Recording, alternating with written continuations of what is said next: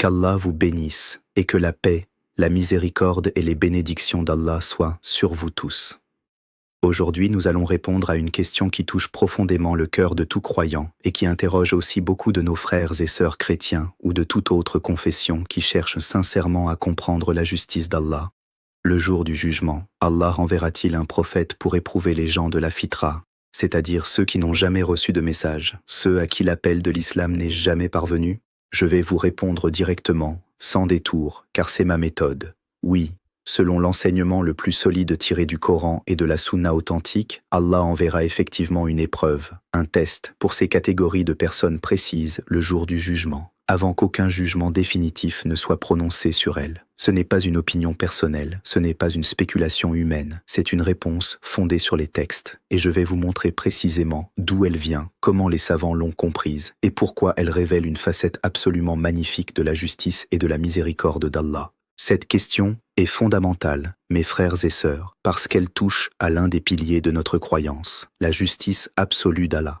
Beaucoup de gens, parmi les musulmans eux-mêmes, et encore plus parmi les non-musulmans qui observent l'islam de l'extérieur, se posent cette interrogation légitime. Que devient un homme né dans une forêt isolée d'Amazonie, qui n'a jamais entendu parler de Muhammad, que la paix et les bénédictions soient sur lui, qui n'a jamais vu un Coran, qui n'a jamais eu l'occasion d'entendre l'appel à l'unicité d'Allah? Que devient un enfant mort avant l'âge de la puberté? Que devient une personne née avec un handicap mental sévère, incapable de comprendre le sens de la responsabilité religieuse?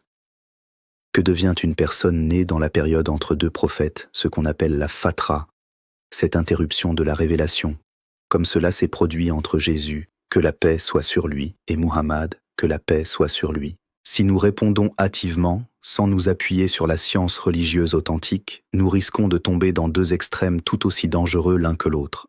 Le premier extrême consiste à dire « tous ceux qui ne sont pas musulmans iront en enfer, sans exception, peu importe leur situation ». Cette position est injuste envers le texte religieux lui-même, et elle donne une image fausse, dure et incorrecte de notre Seigneur.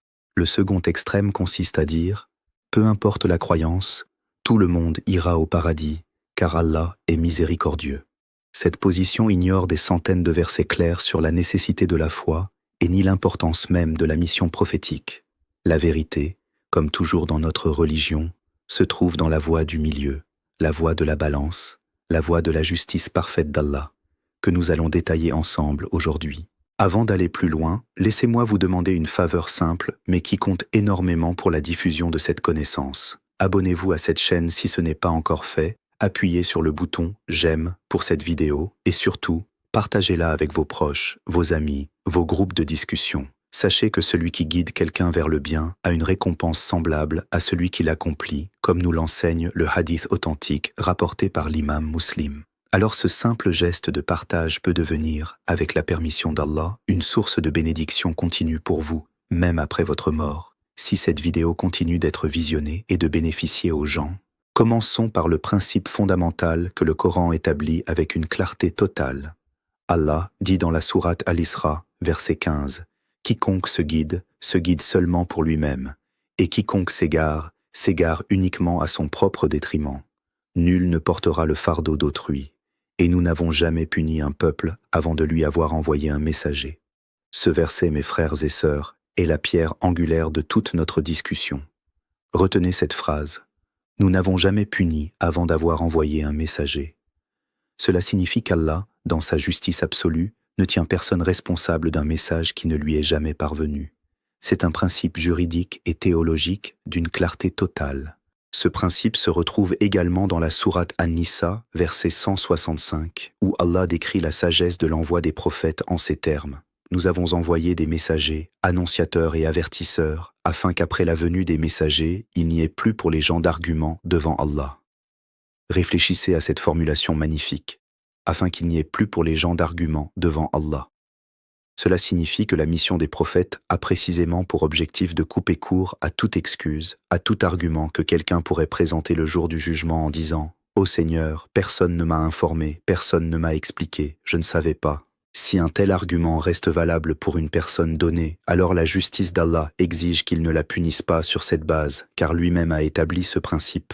On retrouve encore cette logique dans la sourate Al-An'am, verset 131, où Allah dit « C'est ainsi. ton Seigneur ne fait pas périr injustement les cités, alors que leurs habitants ne sont pas encore avertis. Et dans la sourate Ash-Shu'ara, verset 208, Allah rappelle « Nous n'avons fait périr aucune cité sans lui avoir envoyé des avertisseurs. Vous voyez, mes frères et sœurs, comment ce thème revient à de multiples endroits du Coran, avec une insistance qui ne laisse aucune place au doute. La miséricorde et la justice d'Allah sont si parfaites qu'il ne laisse personne sans excuse valable être jugé sur la base d'un message qu'il n'a jamais reçu. Mais alors, une question logique se pose immédiatement dans votre esprit, et c'est précisément celle que nous traitons aujourd'hui. Si cette personne meurt sans avoir reçu le message, que devient-elle après sa mort? Va-t-elle directement au paradis sans jugement? Va-t-elle directement en enfer, ce qui contredirait les versets que nous venons de voir? Ou existe-t-il une troisième possibilité? C'est ici qu'intervient un hadith absolument central pour notre sujet, rapporté par l'imam Ahmad dans son Mousnad à travers la chaîne de transmission remontant à Abu Huraïra, qu'Allah l'agrée.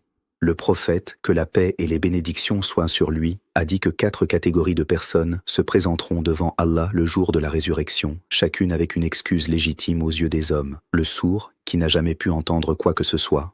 Le fou, celui atteint de folie ou de handicap mental qui l'empêche de comprendre la révélation. Le très vieillard sénile, celui qui a atteint un âge si avancé qu'il n'a plus la capacité de comprendre ni de raisonner. Et celui qui est mort durant la fatra, c'est-à-dire durant la période d'interruption entre 2 envois prophétiques, sans qu'aucun message ne lui soit parvenu de son vivant. Le hadith continue en expliquant que le sourd dira « Ô Seigneur, l'islam est arrivé, mais je n'ai rien entendu. » Le fou dira « Ô Seigneur, l'islam est arrivé, mais les enfants me jetaient des excréments, je n'étais pas capable de comprendre. » Le vieillard sénile dira « Ô Seigneur, l'islam est arrivé, alors que je n'avais plus ma raison. » Et celui mort dans la fatra dira « Ô Seigneur, aucun messager ne m'est parvenu. » Alors Allah, dans sa justice parfaite, prendra leur engagement de lui obéir, et il leur enverra un ordre. Entrez dans le feu. Le prophète, que la paix soit sur lui, a précisé « Par celui qui tient mon âme dans sa main, si ces gens y entraient, ils la trouveraient fraîche et paisible pour eux. Mais celui qui refusera cet ordre sera traîné de force vers le feu. » Ce hadith nous montre quelque chose d'extraordinaire, mes frères et sœurs. Allah, au jour du jugement, ne se contente pas d'un jugement automatique et abstrait sur ces catégories de personnes. Il leur envoie, dans un contexte totalement nouveau, une épreuve concrète, un test réel de soumission et d'obéissance. Cette épreuve consiste en un ordre simple, entrer dans le feu. Celui qui obéit par soumission à Allah, même sans comprendre pleinement, verra ce feu devenir frais et paisible pour lui, exactement comme le feu de Nemrod était devenu frais et salvateur pour notre maître Ibrahim, que la paix soit sur lui, comme le rapporte la sourate Al-Anbiya, verset 69. Nous dîmes, ô feu, sois pour Abraham une fraîcheur salutaire.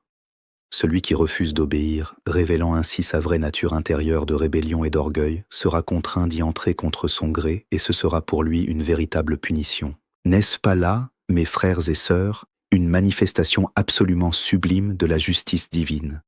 Allah ne juge personne sur la base d'un savoir qu'il n'a jamais reçu. Il crée, au contraire, les conditions exactes d'un test équitable, où chacun est confronté directement à un ordre divin dans un contexte où toute excuse antérieure est levée et où la vraie nature du cœur de la personne, sa soumission réelle ou son orgueil réel, se révèle. Maintenant, mes frères et sœurs, il est important de préciser certains points pour éviter toute confusion, car cette question a fait l'objet d'un débat sérieux et rigoureux parmi les savants à travers les siècles, et il serait malhonnête de prétendre qu'il existe une unanimité totale sur chaque détail. Je vais vous exposer la position la plus solide, celle qui a été soutenue par de grands savants comme l'imam Ibn Taymiyyah et son élève l'imam Ibn al-Qayyim, qu'Allah leur fasse miséricorde, qui ont consacré des pages entières de leurs ouvrages à ce sujet précis. Ibn al-Qayyim, dans son livre magnifique intitulé Tariq al-Hijratain, a classé les gens concernant cette question en plusieurs catégories, avec une précision remarquable. Il y a d'abord ceux à qui le message est parvenu de manière complète et claire, sans distorsion. Ceux-là sont pleinement responsables, et leur jugement dépendra de leur réponse à ce message qu'ils ont reçu. Il y a ensuite ceux à qui le message n'est jamais parvenu du tout, les habitants de régions totalement coupées de toute civilisation ayant reçu la révélation, les enfants morts avant la puberté, les personnes souffrant d'un handicap mental sévère les empêchant de comprendre, et ceux morts durant une période de fatra authentique. Ceux-là, selon l'opinion la plus forte, appuyée par le hadith que nous venons de citer, seront soumis à cette épreuve le jour du jugement. Il existe également une catégorie intermédiaire, mes frères et sœurs, et c'est celle qui mérite le plus notre attention aujourd'hui, dans notre époque de mondialisation et de communication instantanée. Ceux à qui le message est parvenu, mais de manière déformée, incomplète ou tellement corrompue par des préjugés, des images négatives véhiculées par certains médias ou des interprétations erronées qu'ils ne représentent plus fidèlement l'appel authentique de l'islam. Pour cette catégorie, les savants ont des avis plus nuancés, mais la tendance dominante, en s'appuyant sur la miséricorde immense d'Allah et sur le principe que nous avons vu dans la sourate Al-Isra, est de considérer que leur cas relève également, dans une certaine mesure, de la miséricorde divine et du jugement le plus juste possible, Allah étant le plus savant de ce qui est réellement caché dans les cœurs.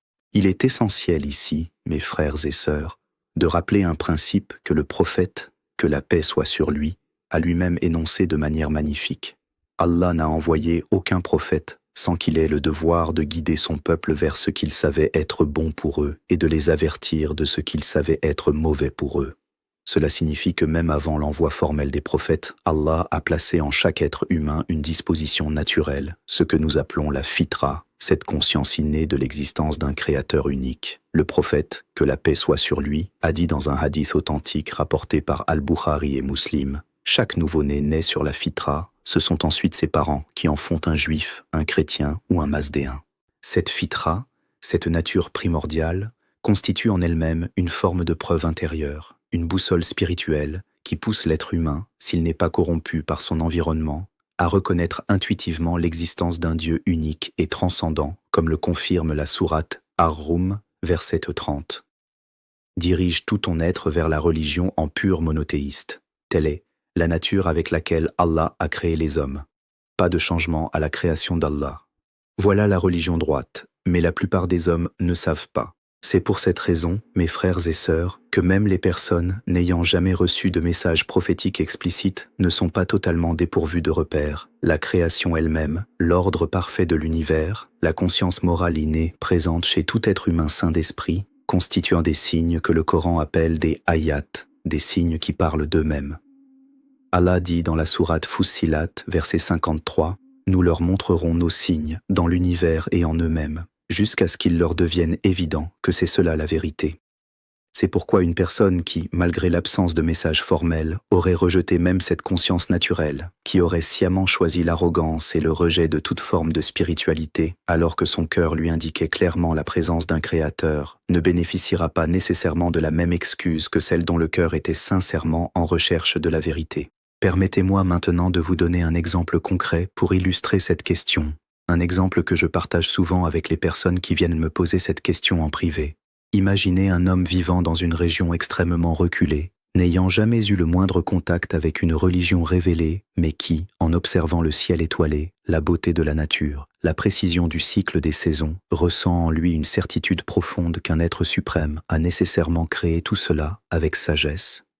Cet homme, bien qu'il n'ait jamais entendu le nom d'Allah, bien qu'il n'ait jamais lu le Coran, vit néanmoins en accord avec sa fitra, en reconnaissant intuitivement l'existence d'un créateur unique et en cherchant à vivre selon une droiture morale. Cet homme-là, selon l'enseignement islamique, sera traité avec la plus grande miséricorde et bénéficiera très probablement de l'épreuve que nous avons décrite, celle où Allah lui enverra un ordre concret le jour du jugement et où sa soumission naturelle et sincère se manifestera positivement.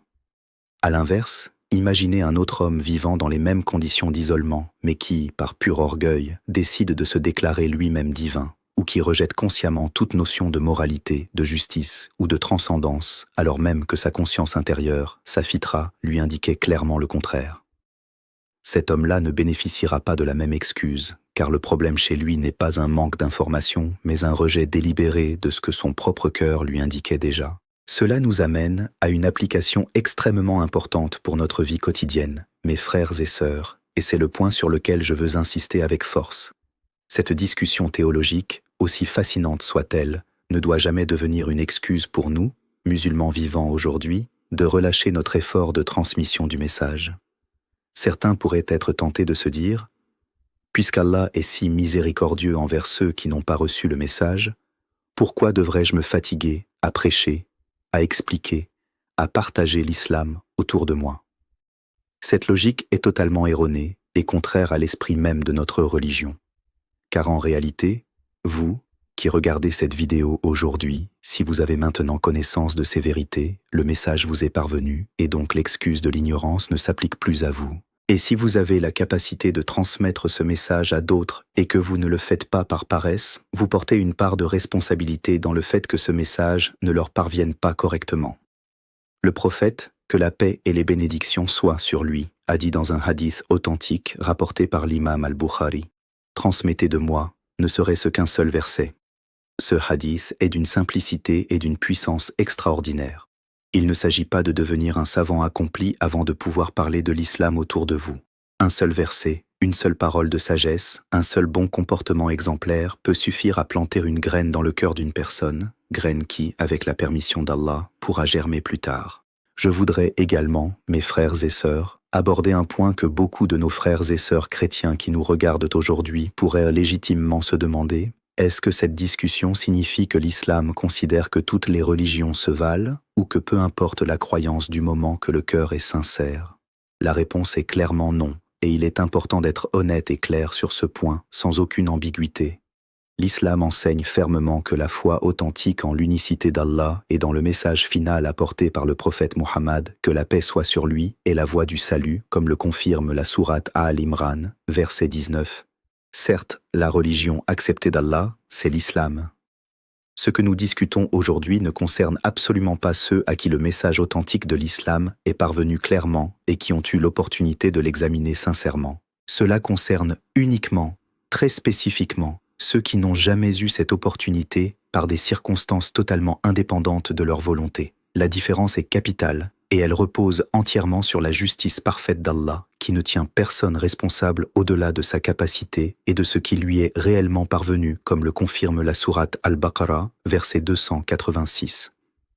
Allah n'impose à aucune âme une charge supérieure à sa capacité. Un autre point pratique extrêmement important, mes frères et sœurs, concerne notre attitude envers les enfants morts en bas âge, qu'ils soient nés dans des familles musulmanes ou non musulmanes. De nombreux parents endeuillés me posent cette question avec une douleur immense dans le cœur. Sachez que selon l'enseignement le plus solide de nos savants, les enfants morts avant l'âge de la puberté, quelle que soit la religion de leurs parents, entrent dans la catégorie de ceux qui n'étaient pas encore soumis à la responsabilité religieuse complète, et ils bénéficieront, selon la miséricorde d'Allah, d'un traitement particulièrement clément, beaucoup de savants considérant même qu'ils entreront directement au paradis par la pure grâce d'Allah, comme cela est indiqué dans plusieurs hadiths authentiques concernant les enfants des musulmans, et par extension, selon un raisonnement analogique fondé sur la miséricorde divine, pour l'ensemble des enfants selon l'opinion de nombreux savants. Mes chers frères et sœurs, résumons ensemble les enseignements essentiels que nous avons abordés aujourd'hui. Premièrement, Allah, dans sa justice absolue et parfaite, ne punit jamais un être humain sur la base d'un message qui ne lui est jamais parvenu, comme le confirment clairement les versets de la sourate Al-Isra et de la sourate An-Nisa que nous avons cités. Deuxièmement, selon le hadith authentique rapporté par l'imam Ahmad, 4 catégories de personnes bénéficieront d'une épreuve spécifique le jour du jugement. Le sourd, le fou, le vieillard sénile et celui mort durant une période de fatras sans message. Troisièmement, cette épreuve consistera en un ordre concret d'entrée dans le feu, révélant ainsi la véritable nature de soumission ou de rébellion présente dans le cœur de chaque personne, indépendamment de son savoir antérieur. Quatrièmement, la fitra, cette nature primordiale placée par Allah dans chaque être humain, constitue déjà en elle-même un indice, un signe intérieur vers la vérité, ce qui explique pourquoi le rejet conscient de cette fitra n'est pas totalement excusable, même en l'absence de message formel.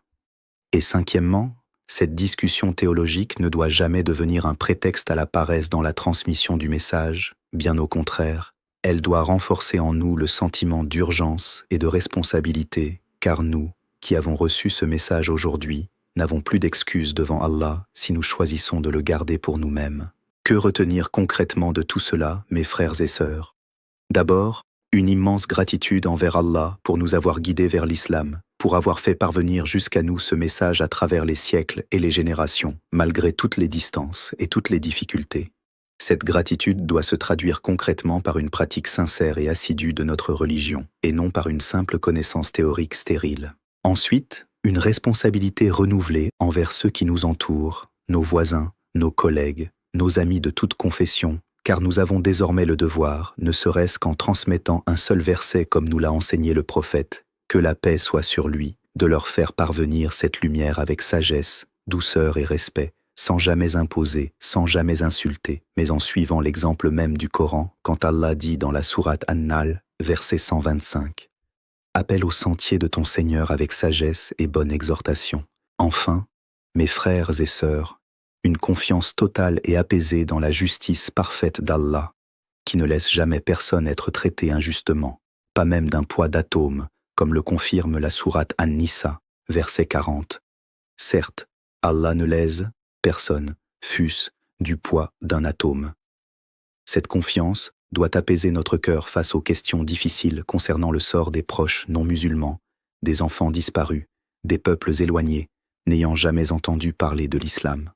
Allah est plus juste que nous ne pourrons jamais l'imaginer, et sa miséricorde a englobé toutes choses, comme il le dit lui-même dans la sourate Al-A'raf, verset 156. Ma miséricorde embrasse toutes choses. Je termine cette rencontre en vous exhortant, comme toujours, à multiplier vos invocations, à vous rapprocher davantage de votre Seigneur par la prière, par la lecture réfléchie du Coran et par la bonté envers toutes les créatures d'Allah, qu'elles soient musulmanes ou non. Que cette compréhension approfondie de la justice divine renforce votre foi, apaise votre cœur et vous pousse à devenir de meilleurs ambassadeurs de ce message magnifique qu'est l'islam. Avant de nous quitter, je vous demande une dernière fois, avec insistance, de vous abonner à cette chaîne pour ne manquer aucun de nos prochains rendez-vous, de mettre un like à cette vidéo si elle vous a été bénéfique, de la partager le plus largement possible autour de vous, car chaque partage peut être la cause, avec la permission d'Allah, qu'une personne découvre la vérité et change à jamais le cours de sa destinée éternelle. Et si votre cœur a été touché par ces enseignements, écrivez « Allahu Akbar » dans les commentaires, en signe de reconnaissance de la grandeur et de la justice infinie de notre Seigneur. Qu'Allah nous guide tous vers ce qu'il aime et agrée, qu'il fasse de nous des porteurs sincères de son message, et qu'il nous réunisse tous au paradis Al-Firdaus avec ses prophètes, ses véridiques, ses martyrs et ses vertueux. Qu'Allah vous bénisse et que la paix soit sur vous, ainsi que la miséricorde et les bénédictions d'Allah.